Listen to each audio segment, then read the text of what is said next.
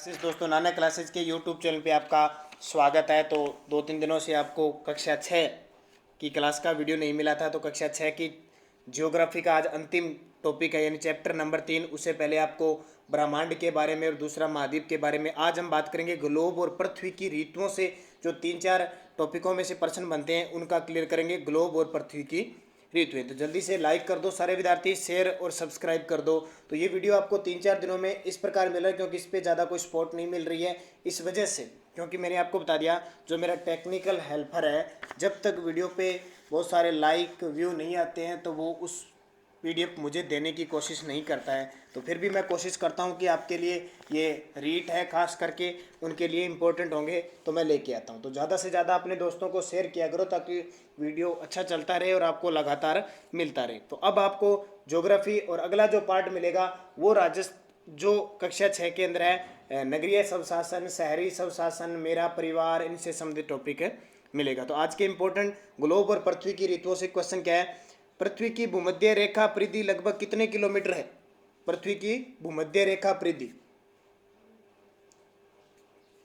तो भूमध्य रेखा परिधि लगभग 40,075 किलोमीटर है। और वहीं इसकी ध्रुवीय परिधि कितनी है? तो 40,008 किलोमीटर है। अब ये 12,756 क्या है? तो ध्यान रखना, 12,756 पृथ्वी का जो भूमध्यवर्ती व्यास है वो है। पृथ्वी का भूमध्यवर्ती जो व्यास है ये है। और 12,714 क्या है? तो 12,714 इसका ध्रुवीय व्यास है। इन दोनों में कई बार एग्जाम में अंतर पूछ लिया जाता है, कितना है? तो 43 किलोमीटर का अंतर है। कंफ्यूज मत होना, ये क्या है? ये तो है पृथ्वी की भूमध्य रेखीय परिधि, ये परिधि है, और ये दोनों क्या है? व्यास। तो समझ में आ गई होगी बात आपको। दूसरा क्वेश्चन देखो, पृथ्वी पर अक्षांश रेखाएं किस ओर खींची जाती है? भूमध्य रेखा पर जो अक्षांश, आपको पता है काल्पनिक रेखा है अक्षांश और देशांतर, तो ये किस प्रकार खींची जाती है? पूर्व से पश्चिम की ओर। और देशांतर रेखाएं जैसे ये है ग्लोब, और इसमें जो अक्षांश रेखाएं हैं जैसे ये इस तरह खींची जाती है। तो ये किसको मिलाती है? देखो, यहाँ से यहाँ गई, यहाँ से यहाँ गई, यहाँ गई, तो पूर्व यानी पश्चिम को पूर्व से मिलाती है, पूर्व को पश्चिम से। देशांतर रेखाएं क्या होती है? ऐसे, तो ये उत्तर को दक्षिण से मिलाती है, उत्तर को दक्षिण। तो ये दोनों में कंफ्यूज मत होना। आपको पता है जब ये पृथ्वी है और पृथ्वी के इस साइड से इस साइड जाते रहोगे तो दो बिंदु बन जाएंगे लास्ट, 90 डिग्री दक्षिणी अक्षांश, 90 डिग्री उत्तरी अक्षांश। तो 90 इधर, 90 टोटल कितनी हो गई? 180 डिग्री हो गई। और जैसे जैसे ध्रुवों की तरफ जाएंगे तो इनकी लंबाई क्या हो जाती है? कम होती जाती है। तीसरा, 23.5 डिग्री 23 डिग्री 30 मिनट उत्तरी अक्षांश रेखा को किस नाम से जाना जाता है? ये क्वेश्चन बहुत ही नॉर्मल है, लेकिन फिर भी आप जानते हो।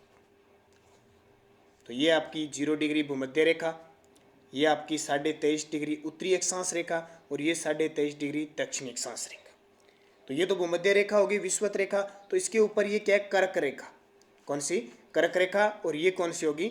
मकर रेखा। तो जल्दी से बताओ, तो सूर्य कर्क रेखा पर सीधा किस तारीख को चमकता है? और जिस दिन हम योग दिवस भी बनाते हैं, जल्दी से कमेंट कर दो, फिर आगे मैं क्वेश्चन भी आपको बताऊंगा।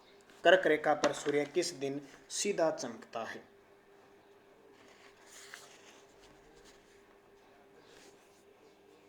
4 नंबर, पृथ्वी पर ध्रुव से दक्षिण ध्रुव तक जो लंबवत रेखा जिसे मध्य में खींची जाती है उसे क्या कहते हैं? उत्तरी ध्रुव से दक्षिणी ध्रुव पर जो लंबवत खींची जाती है, जल्दी से कमेंट करो, इंपॉर्टेंट क्वेश्चन है आपके लिए।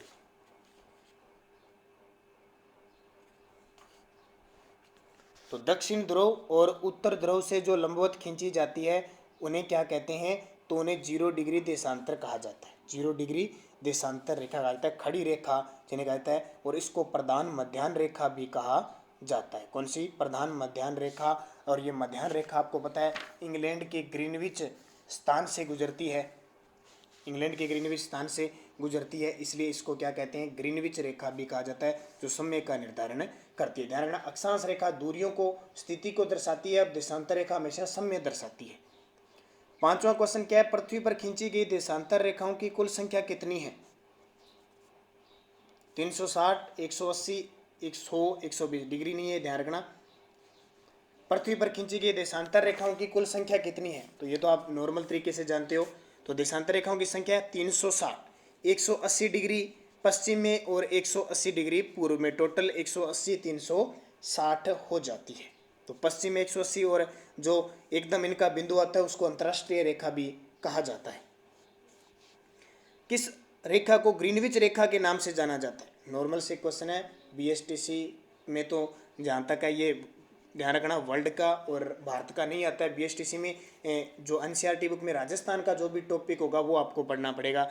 राजस्थान पुलिस पटवार के लिए बहुत इंपॉर्टेंट है और रीट के लिए तो खासा इंपॉर्टेंट है। क्वेश्चन आएंगे फिक्स है, 100% ही रीट के अंदर तो क्वेश्चन आएंगे। तो किसको माना जाता है 0 डिग्री देशांतर रेखा है उसको ग्रीनविच? क्यों? क्योंकि लंदन इंग्लैंड के अंदर ग्रीनविच स्थान है, वहाँ से गुजरती है इसका मानक समय, तो ग्रीनविच शहर से गुजरती है इसलिए इसका ग्रीनविच नाम है। जैसे हमारा 82.5 डिग्री पूर्वी देशांतर भारत में है, क्यों? क्योंकि हम 0 डिग्री देशांतर के या पश्चिमी अंतर्राष्ट्रीय तिथि रेखा के पूर्व में स्थित है, तो हमारा समय क्या होगा? बढ़ेगा, यानी आगे चलेंगे हम। हमारे देश का मानक समय निर्धारित किया गया है, तो हमारे देश का मानक समय कहाँ से निर्धारित किया गया है? 82.5 डिग्री पश्चिमी देशांतर, 82.5 डिग्री पूर्वी देशांतर, 82.5 डिग्री उत्तरी अक्षांश रेखा या 82.5 डिग्री दक्षिणी अक्षांश रेखा।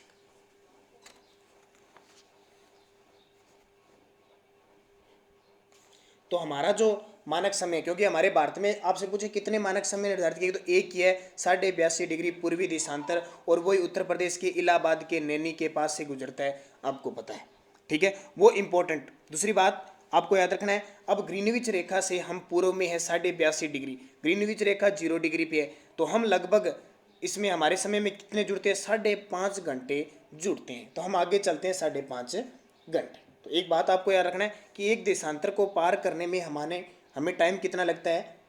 4 मिनट का टाइम लगता है। कितने? यानी एक देशांतर पृथ्वी 15 डिग्री पर घूमती है, तो 1 घंटे में 60 मिनट हो गए, तो 1 डिग्री घूमेगी कितना हो गया? 4 मिनट हो गया। तो उसी हिसाब से इसको अंतर ज्ञात किया जाता है। तो जैसे 82 को आप 4 से गुना करो, 328 लगभग कितने? 5.5 घंटे बन जाते हैं। 60 मिनट के हिसाब से निकालोगे तो नॉर्मल सी बात है, ये तो आप पढ़ते आए हो, आप निकाल सकते हो। पृथ्वी अपने अक्ष पर कितने डिग्री का कोण बनाती है? पृथ्वी अपने कक्ष पर, ध्यान रखना, अक्ष पर नहीं, कक्ष पर कितने डिग्री का कोण बनाती है?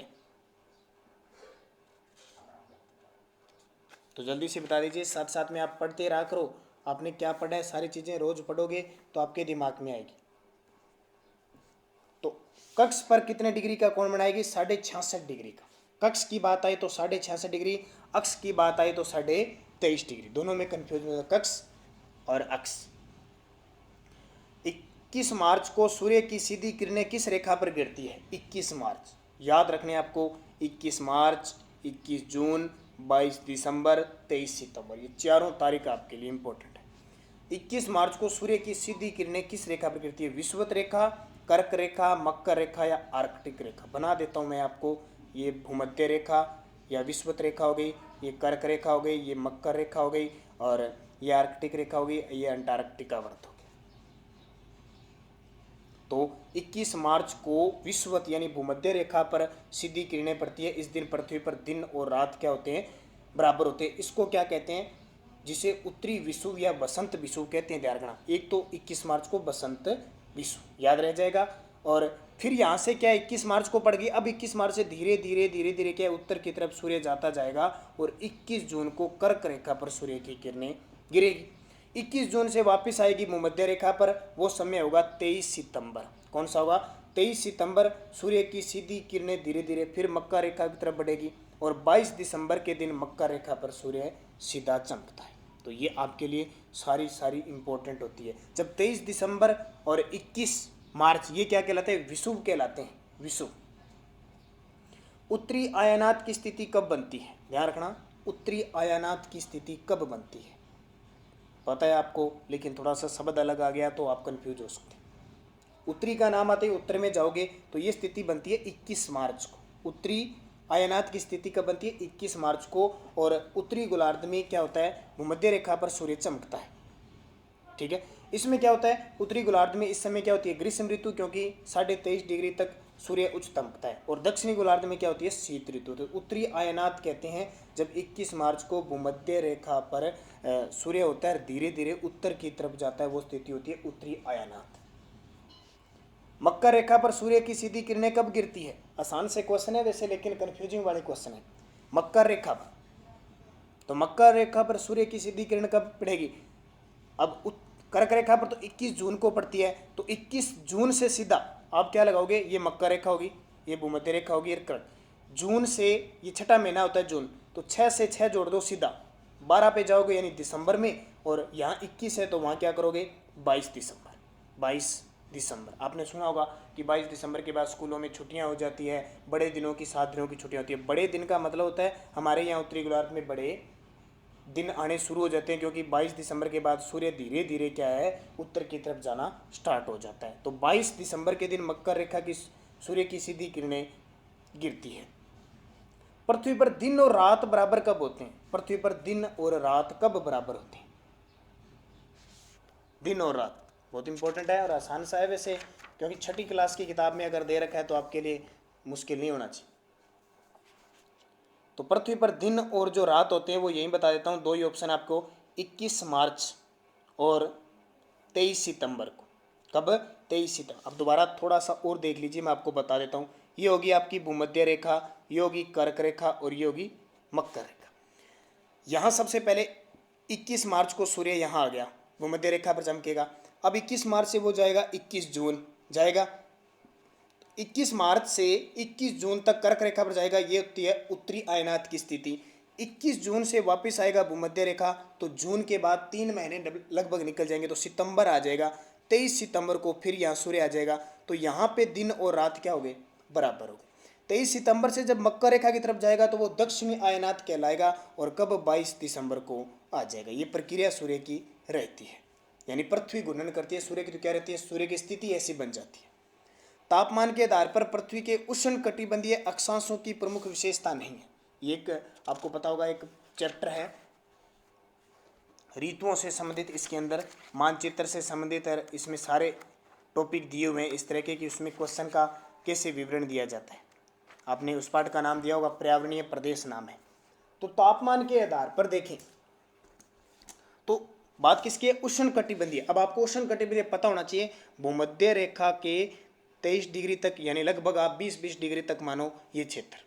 तो यहाँ खासियत देखो, यहाँ जलवायु वर्ष पर गर्म और आर्द्र रहती है, तो ये बात सही है।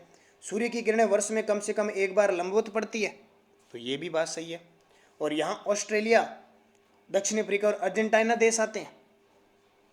मौसम में ज़्यादा परिवर्तन नहीं होता, गर्मी और सर्दी एक जैसी रहती है, ये तो सही है, सर्दी एक रहे। लेकिन ये गलत है, ऑस्ट्रेलिया, दक्षिण अफ्रीका और अर्जेंटीना नहीं आते, ये मकर रेखा के आसपास आते हैं। तो यहाँ आएगा भारत, श्रीलंका, ब्राजील और ये देश आएंगे, तो ये ऑस्ट्रेलिया, ये गलत हो जाएगा। ब्रिटेन और न्यूजीलैंड किस कटिबंध में आते हैं? ब्रिटेन और न्यूजीलैंड, तो ब्रिटेन, इंग्लैंड देख लो और न्यूजीलैंड देख लो, किस कटिबंध में आएंगे? तो ये दोनों ध्यान रखना, शीतोष्ण कटिबंध में आते हैं। कौन से? शीतोष्ण, न कि शीत में। शीतोष्ण कटिबंध का मतलब 23.5 डिग्री से लेकर 66.5 डिग्री। ब्रिटेन तो आ जाएगा उत्तर में और न्यूजीलैंड आ जाएगा दक्षिणी गोलार्ध में। अगला क्वेश्चन देखो, प्रेरी घास के मैदान कहाँ पाए जाते हैं? प्रेरी घास के मैदान पहले आपको थोड़ा सा बता देता हूँ, ये हमारी पृथ्वी, ये 0 डिग्री, ये कर्क रेखा 23.5 डिग्री और ये होगी मकर रेखा 23.5 डिग्री। फिर यहाँ आ जाएगा अंटार्कटिका वर्त कह सकते हो आप, और ये आ जाएगा आर्कटिक वर्त 66.5 डिग्री, ये भी 66.5। यहाँ बिंदु आ जाएगा 90 डिग्री, 90 डिग्री। ये जो बीच का है इसको कहते हैं निम्न अक्षांश उष्ण कटिबंध। फिर ऊपर जाएंगे 23.5 से 66.5, ये आ जाएगा शीतोष्ण, जिसमें हमारा भारत भी है शीतोष्ण में, उत्तरी भारत है, और दक्षिण भारत उष्ण में आ जाएगा।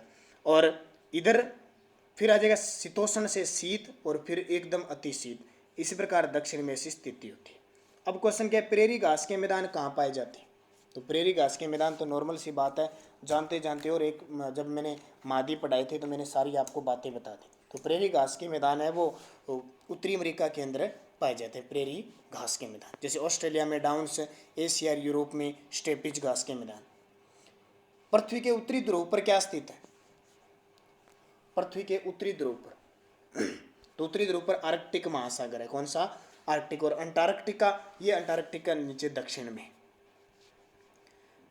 ध्रुवीय प्रदेश में रहने वाली एस्किमो जाति के बनाए हुए घरों को क्या कहते हैं? ध्रुवीय प्रदेश में जो एस्किमो जनजाति रहती है उनके बनाए हुए घरों को क्या कहते हैं? तो इग्लू कहा जाता है इन्हें, ठीक है। ये तो बिलों के हैं, बिलों के जनजातियों के वो जो मरुस्थलीय ये इधर राजस्थान के अंदर रहते हैं, भील ग्रासिया, तो ये इग्लू कहा जाता है, बर्फ से बनाए हुए घर। यूरोप और एशिया के शीतोष्ण घास के मैदान को क्या कहा जाता है? शीतोष्ण घास के मैदान को। तो यूरोप और जो एशिया है उसके शीतोष्ण घास के मैदान को सवाना घास के मैदान कहा, ये सॉरी स्टेपी घास के मैदान कहा जाता है। कौन से? स्टेपी। दो अक्षांशों के बीच विशेष परिस्थितियों का क्षेत्र क्या कहलाता है? दो अक्षांश रेखाएं हैं, और अक्षांश रेखाएं आपको पता है पूर्व से पश्चिम जोड़ती है। इनके बीच का क्षेत्र तो वो होता है कटिबंध। हमने कहते हैं उष्ण कटिबंध, शीत कटिबंध, शीतोष्ण कटिबंध, तो वो क्या होते हैं? कटिबंध। निम्न में से कौन सा पृथ्वी पर शीत कटिबंधीय अक्षांशीय विस्तार सत्य है? शीत कटिबंधीय को सही क्या दर्शाता है?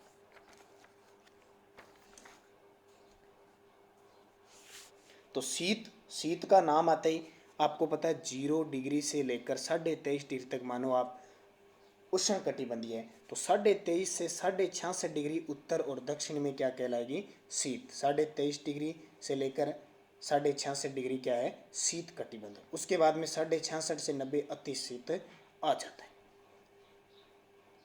निम्न में से दक्षिण भारत की पहाड़ियाँ हैं, इनमें से कौन सी? क्योंकि किताब के अकॉर्डिंग अपनी बात करें, ज़्यादा नहीं कर रहे हैं, क्योंकि वैसे तो मैटर बहुत होता है, सिर्फ किताब में जो चीज़ें दे रखी है उस पर। दक्षिण भारत की इनमें से कौन सी पहाड़ियाँ हैं? दक्षिण भारत से संबंध रखती है कोई पहाड़ी? तो अगला जो भी हम ज्योग्राफी का ये अब आ जाएगा सामाजिक विज्ञान के अंदर, सामाजिक और राजनीतिक जीवन से एक वीडियो बनेगा। उसके बाद में छठी क्लास के अंदर जो हिस्ट्री दे रखी है उसकी बात करेंगे।